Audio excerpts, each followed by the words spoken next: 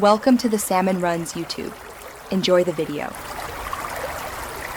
You start by preparing the machine. Unplug any USB keyboards or mice so the internal keyboard isn't confused. Once power is stable, plugged in or with battery above 5%, open the lid and press the power button.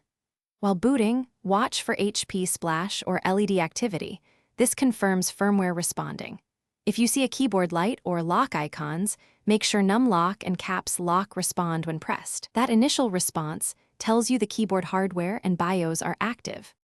Once the system is live, confirm FN key mode and test typing. Press FN plus ESC to toggle FN lock so media or F keys behave as you prefer.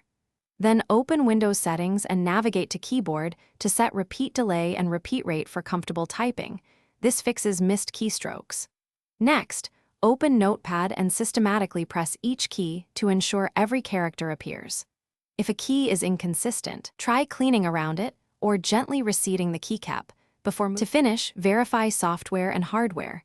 Go to Device Manager, update the keyboard driver, and restart so settings apply. If some keys still stick or fail, power off and use compressed air at an angle to blow out debris, and gently lift a stubborn keycap to clean beneath if you are comfortable. This often restores contacts. Once done, retest in Notepad. If problems remain, use a USB keyboard to continue working and contact HP support for repair options. Thanks for watching. Consider subscribing if we helped you.